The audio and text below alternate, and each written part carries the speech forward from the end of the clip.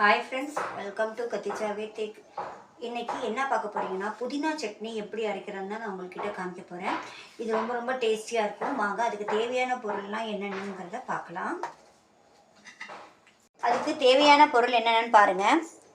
சின்ன வெங்காயம், பூண்டு, புளி, பச்சை மிளகா, தேங்காய், புதினா இதை போட்டு தான் நம்ம வதக்க போகிறோம்.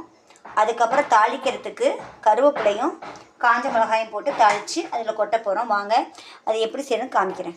வாங்க ஃப்ரெண்ட்ஸ், புதினா சட்னி எப்படி செய்யணும்னு பார்க்கலாம். இப்போ புதினா சட்னிக்கு தேவையான எண்ணெய் 2 கரண்டி ஊற்றிக்கோங்க. போதும். இப்போ இதில் என்னென்ன போட்டு நம்ம வதக்க போகிறோம்னு பார்த்துக்கோங்க. அதுதான் ரொம்ப ரொம்ப முக்கியம். சின்ன வெங்காயம் முழுசாக தான் போட்டிருக்கேன். ஏன்னா நம்ம தான் எல்லாம் வதக்கி தான் அரைக்க போகிறோம், அதுக்காக சொல்கிறேன். சின்ன வெங்காயம், பூண்டு கொஞ்சம் கொஞ்சம் போடுங்க, ரொம்ப போட்டுறாதீங்க. அப்புறம் அந்த இதோட ஃப்ளேவர் இருக்கும், நமக்கு புதினாவோட ஃப்ளேவர் கிடைக்காது. இது ரெண்டும் நல்லா வதங்கட்டும். வதங்கும் போது உப்பு போட்டுக்கோங்க. இந்த புதினா சட்னி எங்களுக்கு ரொம்ப பிடிக்கும். ஏன்னா இது பஜ்ஜிலாம் செஞ்சு சாப்பிட்டு பாருங்க, ரொம்ப டேஸ்ட்டாக இருக்கும். உப்பு தேவையான அளவு உப்பு போட்டுக்கோங்க. அதுக்கப்புறம் கொஞ்சோண்டு புளி கொஞ்சமாக போடுங்க, ரொம்ப போட்டுறாதீங்க. ரொம்ப புளிச்சிச்சுன்னா நம்ம வாயில் வைக்க முடியாது. கொஞ்சமாக, இதை ஒவ்வொன்றுமே ஒரு டேஸ்ட்டுக்காக தான் நம்ம போடுறோம், அதுக்காக தான் சொல்கிறேன். கொஞ்சமாக புளி சிம்மில் கொஞ்சம் வச்சுக்கோங்க. இது நல்லா வதங்கட்டும். கொஞ்சம் மெரூன் கலராக வரட்டும். இது பஜ்ஜிலாம் செஞ்சு பஜ்ஜிக்கு, தோசைக்கு, இட்லிக்கெலாம் சாப்பிட்டுக்கோங்க, ரொம்ப டேஸ்ட்டாக இருக்கும். இது எப்படி இருக்கும்னா ஹோட்டல் ஸ்டைலில் இருக்கும்னு வச்சுக்கோங்களேன். நம்ம நல்லா எண்ணெயில் வதக்கிட்டு நம்ம அரைக்கிறோம்ல. நான் நிறையா ஹோட்டலில் இந்த மாதிரி சட்னி சாப்பிட்ருக்கேன், ரொம்ப டேஸ்ட்டாக இருக்குங்க. இந்த புளி, பூண்டு, வெங்காயத்தோட ஃப்ளேவர் அந்த புதினாவில் கலக்கும் போது ரொம்ப ரொம்ப டேஸ்டியாக இருக்கும். ஓகே, இங்கே பாருங்கள் செஞ்சாச்சா. இதுக்கு நம்ம என்ன செய்யணும்னா பச்சை மிளகா போடுறோம். காரத்துக்கு தகுந்த மாதிரி பச்சை மிளகா சேர்த்துக்கோங்க. எவ்வளோ உங்களுக்கு சில பேர் நல்லா காரமாக சாப்பிடுவாங்க, சில பேர் மீடியம் காரமாக சாப்பிடுவாங்க. நாங்கள் மீடியம் காரம் தான் சாப்பிடுவோம், அதனால் மீடியமாக நான் காரம் வச்சுக்கிறேன். அப்புறம் தொட்டு சாப்பிட்றது கொஞ்சம் சுள்ளுன்னு இருக்கணும் இல்லைங்க, அதுக்காக தான். இதையும் வதக்கிட்டோம். புளி போட்டாச்சு, சின்ன வெங்காயம், பூண்டு, உப்பு எல்லாம் போட்டு வதக்கிட்டோமா. பச்சை மிளகா தான் இதுக்கு காரங்க. இப்போ ஃபைனலாக நம்ம புதினா. இந்த புதினா கிட்டத்தட்ட வாங்கி 1 வாரத்துக்கு மேலே ஆகுதுங்க. பாருங்கள், பாக்ஸில் வச்சுருந்தது எவ்வளோ சூப்பராக இருக்குதுங்களா. புதினா நான் கொஞ்சம் தண்டோடு தாங்க போட்டுருவேன். தண்டுலாம் நல்லது தானே, நம்ம அரைக்க தானே போகிறோம். அது என்ன செய்யுது, அவ்வளோதான். இதை நல்லா ஃப்ரை பண்ணிவிடுங்க. நல்லா சுருள கிண்டிடுங்க. கிண்டினீங்கன்னா கொஞ்சமாக வந்துடும், அதுக்கு சொல்கிறேன். அவ்வளோதான் ஃப்ரெண்ட்ஸ், நல்லா கிண்டணும். நல்லா கிண்டுங்க, நல்லா வதங்கட்டும். இப்போ ஒரு பல் தேங்காய் போட்டுக்கோங்க. அது எப்படி சொல்லுவீங்க, எந்த அளவுன்னா சொல்ல தெரியல எனக்கு. இந்த அளவு, இதோட கொஞ்சம் பெருசாக, ஓகேங்களா. தேங்காய் குட்டி குட்டியாக நறுக்கி போட்டுங்க, ஏன்னா அரைக்க போகிறோம், அதுக்காக சொல்கிறேன். போதும், இந்த அளவு போதும்.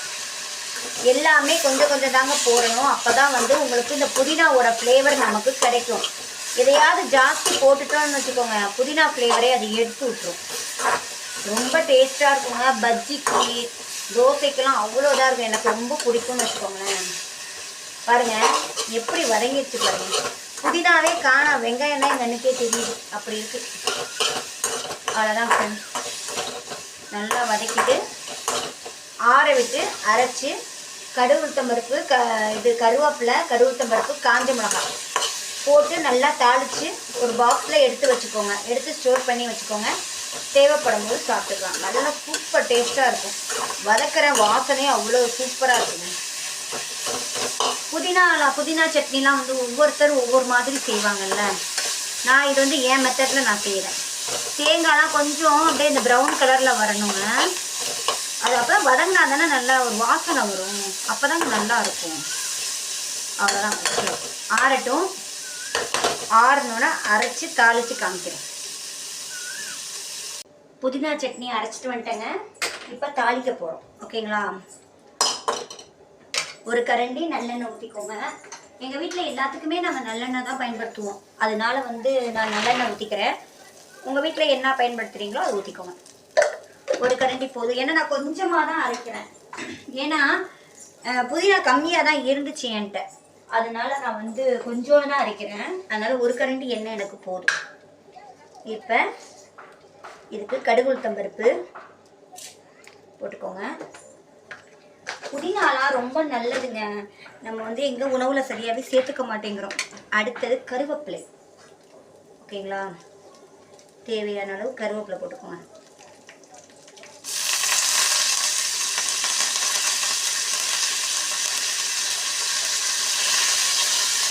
கருவேப்பிலை போட்டாச்சு. அடுத்தது சும்மா ஒரு ஃப்ளேவருக்காக 2 காஞ்ச மிளகா. ஏன்னா நம்ம இந்த இது பச்சை மிளகா போட்டிருக்கோம்ல, அதனால சும்மா ஃப்ளேவருக்காக 2 காஞ்ச மிளகா. அவ்வளோதான், வதக்கியாச்சு. இப்போ இதை அரைச்சி வச்சுருக்கிறத தூக்கி அதில் போட்டுருங்க. இங்கே பார்த்தீங்களா எப்படி இருக்குது? பார்த்தீங்களா? சூப்பராக இருக்குது. சாப்பிட்டு பார்த்தா ரொம்ப டேஸ்ட்டாக இருந்துச்சுங்க. இது நான் வந்து இப்போ சாயங்காலம் பாருங்கள் கண்டிப்பாக பஜ்ஜி செய்வேன். பஜ்ஜி செஞ்சு இது சாப்பிட்டா ரொம்ப டேஸ்ட்டாக இருக்கும். நேற்றே பஜ்ஜி செய்யலாம் தான் இருந்தேன், ஆனால் வந்து இந்த சட்னிலாம் இல்லைங்கிறதுனால நான் செய்யலை. ரொம்ப டேஸ்ட்டாக இருக்கும். அவ்வளோதான் ஃப்ரெண்ட்ஸ், முடிஞ்சிடுச்சா? இதை நல்லா தாளித்து விட்டுக்கோங்க. சிம்மில் வச்சுருங்க. இது போதும். நிறையா செஞ்சு வச்சாலும் நமக்கு வந்து வீணாக போயிடும்.